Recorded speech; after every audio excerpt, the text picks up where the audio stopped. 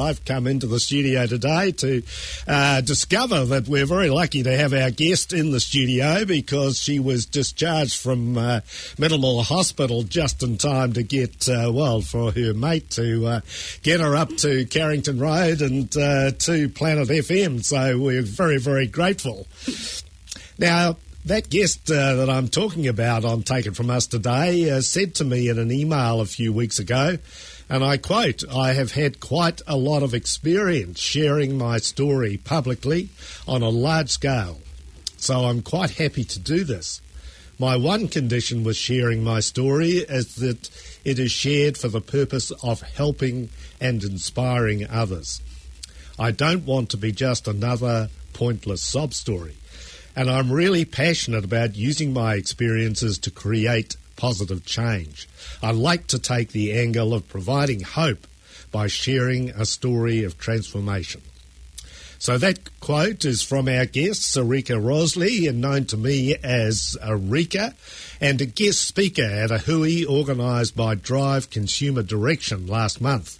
So here's Rika who administers a Facebook page called My Voice Matters. Welcome, Rika, to Take It From Us. I hope you're strong enough to do this interview. Kia ora, thank you for having me. Yeah, well, a little bit of drama this morning, but you were in hospital. You said you were able to develop a workshop while you were there. Yeah, I'm in hospital quite a lot, and it doesn't really seem to hold me back these days from doing things. So I'm often on my phone working while I'm in agony. But yeah, I don't know, just got to get on with it, I guess. Yeah, well, it shows your drive and commitment and passion to My Voice Matters, which is not only a Facebook page, but it's a movement, isn't it? Yeah. So basically, like I said in my email, I've been sharing my story on a large scale for some years now. I think this is my 6th year. And originally I was actually blogging, and then from blogging I started doing public speaking, and the more I sort of spoke about my life and my story, the more I sort of felt like, what is the purpose of me sharing my story? Am I just there to share a sad story, or am I there to help people? Of course, I wanted to help people, and so to do that, I needed to actually pass them on skills and tools that they can use in their own lives. And so the most practical way that I thought of doing that was to start this organisation, My Voice Matters, and actually give them something that they can actively use in their own lives.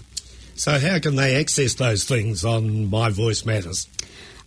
So we're at this stage, we're looking at putting together our board, and we're just about to sign a deed to become a charitable trust.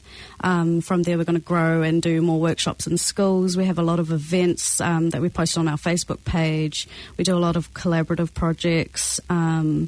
And basically anyone who's got cool ideas, especially youth-led initiatives, I'm stoked whenever they email me just saying hey, I think this would be a cool idea, or this is a cause we should work towards together. And I'm always really keen on collaborating, so making stuff happen. Can we wind this back a little bit? I know you're somewhat sensitive about telling a sob story, a pointless sob story, as you said in your email to me, but a little bit of background, I think, is necessary to explain how you've got into wanting to be a voice for youth and wanting to help people, wanting to transform their lives like you've transformed your own life. Yeah, so I guess to understand My Voice Matters, you sort of have to understand who I am and where I come from. So, I came from a good family, 2 hardworking parents. I went to a good school, got good grades. So I guess you could say I had a sort of normal childhood. But abuse, unfortunately, doesn't discriminate. Anything can happen to anyone. So basically I went through sexual abuse as a young child. Obviously, you can imagine the impact that had on me. And that's sort of where I lost trust in adults. And then when I got older, my parents divorced, and again, I felt like I couldn't trust adults around me. When I was 15, I was raped again, but this time I was pregnant as a result. I lost my first baby when I was 16 years old, so I learnt grief at a very young age. I turned to drugs as a way of coping, so I sort of fell into these negative cycles that sort of spiraled downwards. I ended up working in the adult entertainment industry. I lost 2 more babies. I was just making a whole lot of bad choices, and I ended up being homeless. So I pretty much had nothing. I was at breaking point. And your mental health during this this traumatic period? So my first diagnosis, I think I was about 12 years old, was psychosis, dissociative identity disorder, borderline personality disorder, manic depressive anxiety, and PTSD is sort of the umbrella term for everything. Boy, that's a fair stable of diagnoses. When you're 12, yeah. But it's sort of a good thing that I sort of was aware of it from a young age, because I've sort of grown up with this knowledge of mental health and what it means to live with mental health issues. So it's always sort of been a part of me rather than something that I have to face in a negative way. So, yeah, it's been an interesting journey. It hasn't been easy. Well, those diagnoses, all of which are pretty damn serious, how is your mental health today? So last year I was hospitalised more than once for attempting suicide. This year I have signed up for a rehabilitation program to break myself out of that cycle. I did sort of reach a point where I thought, yeah, everything's going well now. It was about 5 years ago when I got clean, and I got a home and, you know, a job, and everything was looking up for me. I had a healthy little boy. He's now almost 5. And I thought, yeah, I'd done it, I made it. But I sort of forgot that in your mental health journey, it is like a roller coaster. You get your ups and you get your downs as well. So last year did come as quite a shock to me, but it was also a big wake-up call. You know, like, no one's perfect.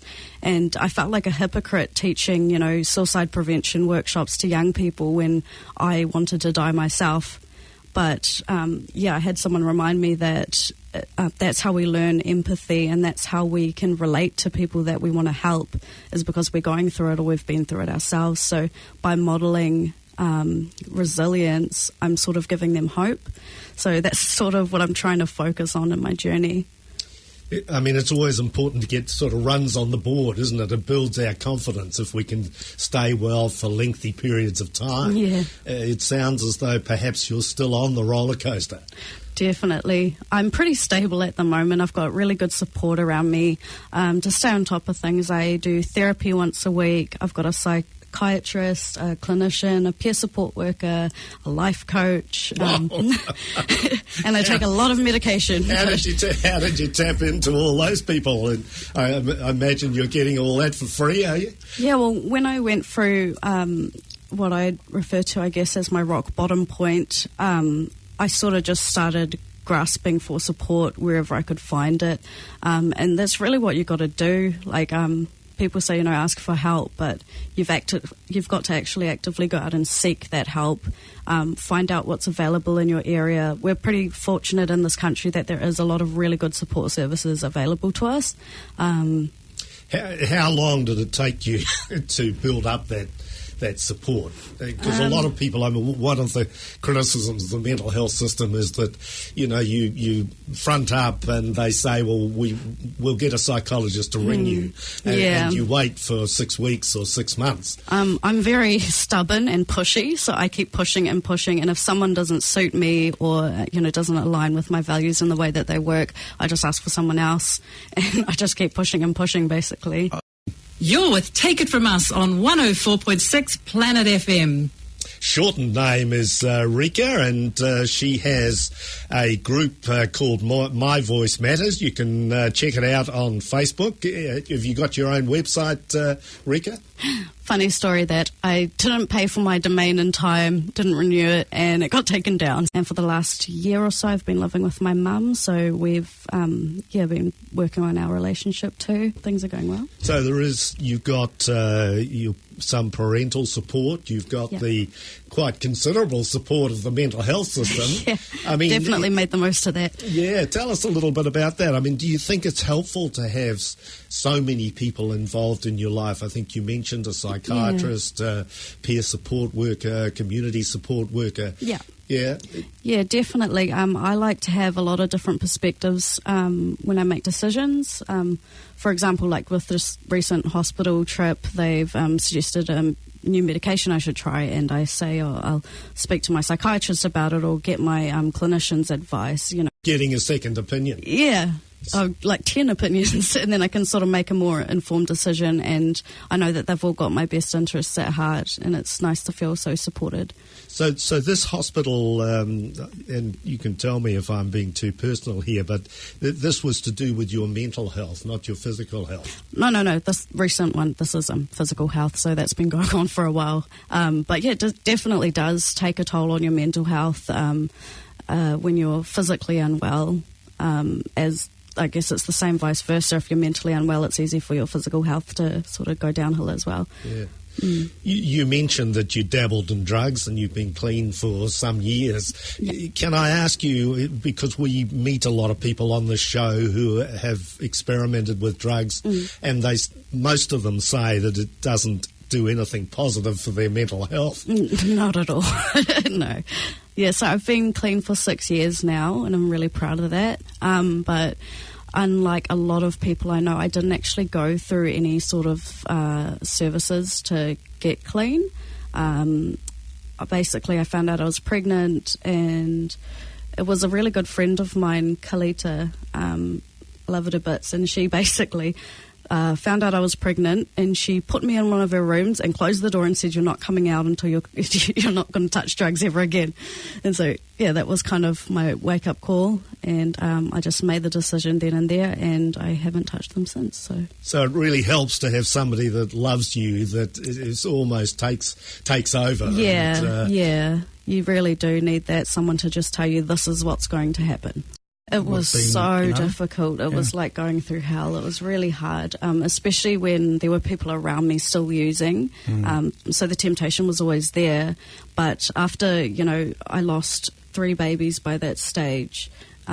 So to be pregnant and to hold on to that hope was stronger than anything. So it's more about focusing, I guess, on your reason.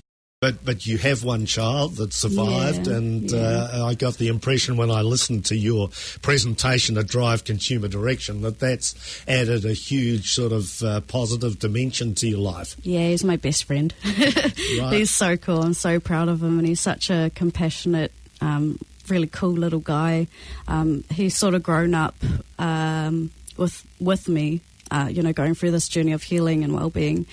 He's taught me so much, and I've always taken him to work with me. He'll sit in my workshops and my talks and things, and so he's grown up around it, and I'm always introducing him to different people of different cultures and different religions and things like that. So he's I don't know, he's got this sort of like world view that you don't find in most 5-year-olds, so it's really cool. Oh, that's wonderful to hear. Whereabouts is the focus of most of your work, Rika? So it's always been youth, and that's because I find that when you're a young person, you're at this strange point in life where it's like a turning point, and you can decide to go one of 2 ways. You can sort of use your past as an excuse to repeat negative choices that have been passed down through generations, or you can choose to go your own way and create, a better, stronger person and become who you want to be. So I think they're at a very delicate, vulnerable stage where if I can make an influence there, I can change a generation. That's sort of my aim. But after a few years of working just with youth, I started realising that I can't create that change for them and create these safe and supportive environments for them to flourish in if I'm not also working with, their whānau and their schools. And so I have started working with more community sort of work. So I'm now running women's support groups and I'm running a men's health event. Yes, I'm sort of looking more at communities now. So what sort of messages in these workshops, Rika, what sort of messages are you wanting to get out there into the community? So the ideas for the workshops all sort of stemmed from one TED talk that I gave in 2014 around listening to our youth. And in that talk, I sort of highlighted three main aspects that I felt that I lacked in my childhood that led me to sort of my rock bottom. And those two things were identity, self-confidence, and support. So those are sort of the three main principles I base every workshop off.